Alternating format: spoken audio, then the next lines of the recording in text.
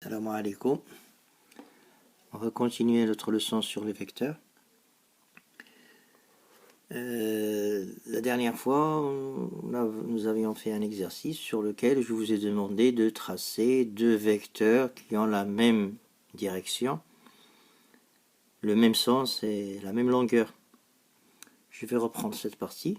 Sur ma figure, là, j'ai deux vecteurs AB, MN qui ont même direction, même sens et même longueur. Alors, pour ne plus répéter les trois choses, même direction, même sens et même longueur, en mathématiques, on va dire que les deux vecteurs AB et MN sont deux vecteurs égaux. Alors là, c'est la définition de deux vecteurs égaux. Qu'est-ce que c'est que deux vecteurs égaux? Deux vecteurs égaux, ce sont donc deux vecteurs qui ont même direction, même sens et même longueur. Si l'une des trois n'est pas la même pour les deux vecteurs, je ne peux pas dire qu'ils sont égaux. Alors, par exemple, si les deux vecteurs n'ont pas le même sens, bien qu'ils aient la même direction et la même longueur, je ne pourrais pas dire qu'ils sont égaux. Bon, c'est pas trop facile, donc je ne vais pas trop insister sur ça. Alors, mais ceci va nous en amener à une petite conséquence. Alors, dire que deux vecteurs sont égaux, par exemple, si je prends notre exemple, AB et MN sont deux vecteurs égaux. Conséquence est la suivante. Dire qu'ils sont égaux, ça veut dire qu'ils ont la même direction. Ça veut dire AB et MN sont parallèles. Et ils ont même longueur, ça veut dire AB est égal à MN. Alors, deux vecteurs égaux nous entraînent que AB et MN sont parallèles et AB et MN sont de distance égale. Alors, si on regarde bien ça avec ce que nous avions appris en première année, on va reconnaître ici que cela signifie que nous avons un parallélogramme. Alors, je vous rappelle la propriété de l'année passée, une propriété caractéristique du parallélogramme.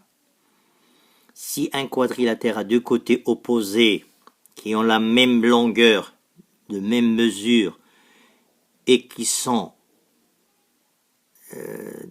qui ont leur support parallèle, alors ce quadrilatère est un parallélogramme. Je recommence, ça a été vu en première année. Si dans un quadrilatère, deux côtés opposés, AB et MN, ils ont la même longueur et leurs supports sont parallèles, alors le quadrilatère est un parallélogramme. Alors si je regarde sur ma figure, ABNM est bien un parallélogramme.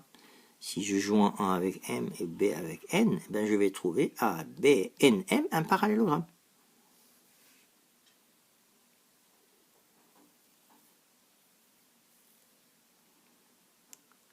Alors, ceci va nous amener à une propriété très importante qui va être très utile pour des exercices. La propriété est la suivante. Si j'ai 4 points A, B, C, D non alignés, A, B, C et D sont des points non alignés. Si jamais j'ai comme donné AB est égal à CD, si les deux vecteurs AB et CD sont égaux, alors cela va signifier que ABDC est un parallélogramme. Je vous dis tout de suite que ici, il y a des fois, on voit beaucoup d'erreurs chez les élèves. Ils disent que le quadrilatère ABCD, alors que j'ai bien noté ici, c'est le quadrilatère ABDC qui est un parallélogramme. Le vecteur AB est égal au vecteur CD, mais le quadrilatère c'est ABDC et pas ABCD.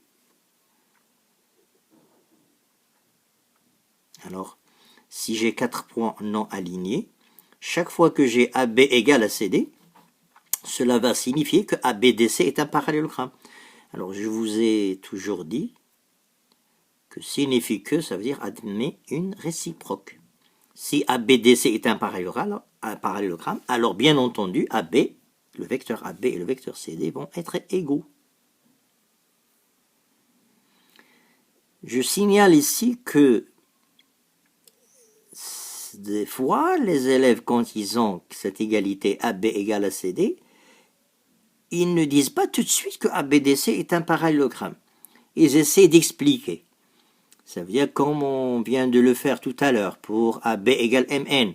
Ça veut dire ils vont dire que AB et DC sont deux droites parallèles parce que les deux vecteurs sont égaux, donc ils ont la même direction. Les distances AB et CD sont égales parce que les deux vecteurs sont égaux, donc ils ont la même longueur. Et si dans un quadrilatère, les deux côtés opposés sont isométriques et leurs supports sont parallèles, alors c'est un parallélogramme. Cette explication, on n'en a plus besoin. Si je l'avais dit tout à l'heure, c'est tout simplement pour vous montrer que cette propriété est vraie. Mais on va l'utiliser comme ça. Chaque fois que vous avez deux vecteurs égaux, vous avez un parallélogramme. AB égale CD signifie que ABDC est un parallélogramme. D'ailleurs, je viens de le dessiner. Vous allez voir le parallélogramme ABDC. Le vecteur AB, il est égal au vecteur CD. Alors, le parallélogramme, c'est bien ABDC. C'est une propriété, j'avais dit tout à l'heure qu'elle est intéressante. Vous allez voir, on aura besoin de cette propriété plusieurs fois. Alors, en fait, quand j'ai ABDC est un parallélogramme, je n'ai pas que deux vecteurs égaux. J'ai le vecteur AB qui est égal au vecteur CD. Si je mets la flèche de l'autre côté, j'aurai, et ici de l'autre côté, j'aurai le vecteur BA qui va être, qui est égal au vecteur DC. Les vecteurs AC et BD aussi, ils sont égaux. Si je mets la flèche en bas vers C et vers D. Même chose, CA, le vecteur CA, si je mets une flèche vers A, et DB, flèche vers B. Alors, DB et CA sont deux vecteurs égaux. Ça veut dire dans un quadrilatère, j'ai quatre égalités. AB égale à CD, BA est égal à DC, AC est égal à BD et CA est égal à DB. Alors, je vais vous montrer une petite astuce qui va coïncider avec ce qu'on vient de dire. Si j'ai l'égalité AB égale à CD, et j'ai fait exprès de mettre un peu de couleur ici, l'origine du vecteur AB en noir, son extrémité B en vert, l'origine du vecteur CD en rouge et son extrémité en bleu. Alors, si on me donne cette égalité, je peux trouver trois autres, sans peut-être avoir besoin de revenir à la figure. Alors, le B et le C, je peux les permuter. Permuter, ça veut dire C viendra à la place de B et B à la place de C. Si je permute C avec D, je vais avoir AC est égal à BD. Une égalité qui est vraie, vous pouvez vérifier sur la figure. AC, elle est bien égale à BD. Le vecteur AC et le vecteur BD sont bien égaux. Je peux aussi permuter le bleu avec le noir, c'est-à-dire D avec A. Si je mets D à la place de A et A à la place de D, je vais avoir DC qui est égal à BA. Si je mets... Non, ça c'est pas vrai. Alors je reprends. Si je mets... Alors je reprends ce petit truc, cette petite astuce. Alors j'avais dit tout à l'heure, si je permute B et C, je vais avoir AC est égal à BD, c'est bien ça. Là c'est pas ça ce que j'avais permuté. Si j'avais permuté A avec le D, je vais trouver ça. Si je permute A avec le D, je vais avoir DB est égal à CA. D avec A, ça veut dire je vais avoir ici DB, A avec C, ça va faire CA. Donc DB est égal à CA. Alors, je reprends parce que j'avais dit autre chose tout à l'heure. Si je permute A avec D, je vais trouver l'égalité suivante. DB est égal à CA. Si je permute les deux maintenant, D viendra à la place de A à la place de D, C à la place de B et B à la place de C. Je vais tomber sur cette égalité. Je vais avoir D à la place de A à la place de D, C à la place de B et B à la place de C. Donc je vais avoir DC qui va être égal à BA.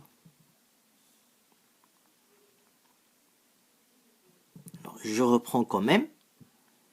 Si jamais je trouve que cette astuce va m'embêter, je peux toujours me référer à la figure. Alors, mais cette astuce, je ne l'ai pas dite pour rien, parce qu'il va nous être utile dans des cas particuliers. On verra ça avec des exercices. Alors, AB est égal à CD, je la recommence parce que tout à l'heure, j'avais fait une petite confusion, je vais la mettre au point maintenant. De cette égalité, je peux trouver trois autres, en permutant C avec B. C viendra à la place de B, B à la place de C. Je vais aboutir à celle-ci. AC est égal à BD. Maintenant, je vais changer D avec A. D à la place de A à la place de D. Donc, je vais avoir DB égale à CA. Maintenant, les deux. D à la place de A à la place de D. Et C à la place de B, B à la place de C.